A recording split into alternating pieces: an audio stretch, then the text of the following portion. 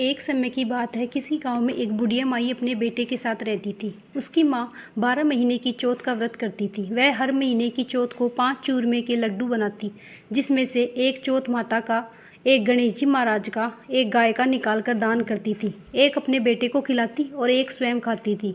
एक दिन वैशाख महीने की चौथ पर बेटा पड़ोसन के घर गया और वहाँ चूरमा देखकर पूछने लगा।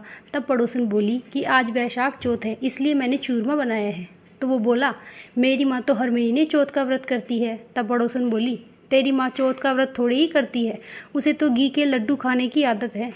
तेरी मेहनत की कमाई बर्बाद करती है, सारे लड्डू खुद खा जाती है और तुझे खाने को बस एक लड्डू देती है।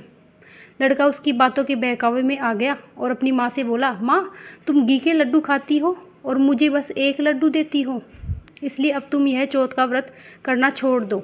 माँ ने कहा, बेटा मैं चौथ माता का व्रत तेरे ही सुख शांति के लिए करती हूँ, मैं यह व्रत नहीं छोड़ सकती।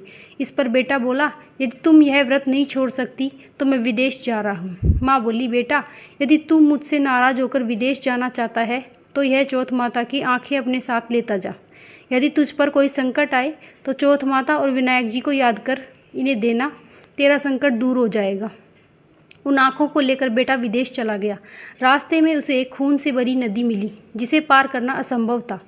तभी उसे अपनी माँ की बात याद आ गई और उसने एक आँख चौथ माता का नाम लेकर उस नदी में डाल दी और कहा कि हे चौथ माता, यदि मेरी माँ सच्ची है और यह मेरे लिए व्रत करती है तो यह नदी दूध और पानी से भर जाए और मुझे रास्ता मिल जाए।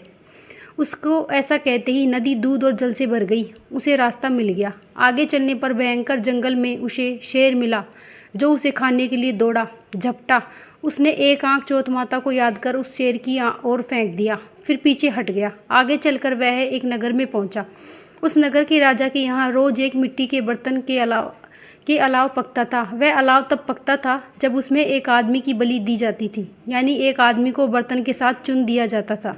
उस लड़के ने देखा एक बुढ़िया माई आटा पीस जा रही है, रोती जा रही है। इसका कारण पूछने पर बुढ़िया माई बोली, आज मेरे इकलौते बेटे की अलाव में जाने की बारी है।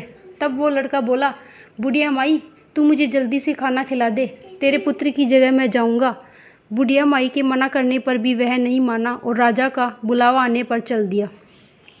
साथ में चौथ माता की आंखें और एक जल का लोटा लेकर वो अलाव में बन गया।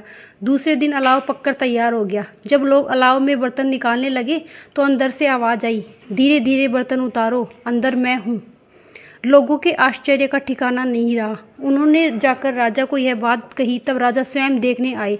आवाज़ सुनकर बोले, अंदर कौन है? कोई भूत प्रेत तो नहीं या कोई देवता?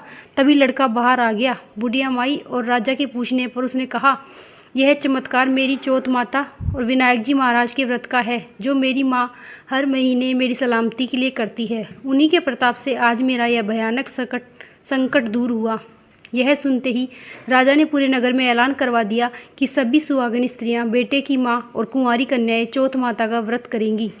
हो सके तो 12 महीने की चौथ का व्रत करे, नहीं तो 4 बड़ी चौथ का व्रत करे। वह भी न करे तो 2 चौथ का व्रत अवश्य करे। चौथ माता जैसे बुढ़िया के बेटे पर कृपा करी, वैसे ही इस कहानी को कहते हुए, सुनते हुए, हुंकार भरते हुए सब पर कृपा करना। जय चौथ माता की।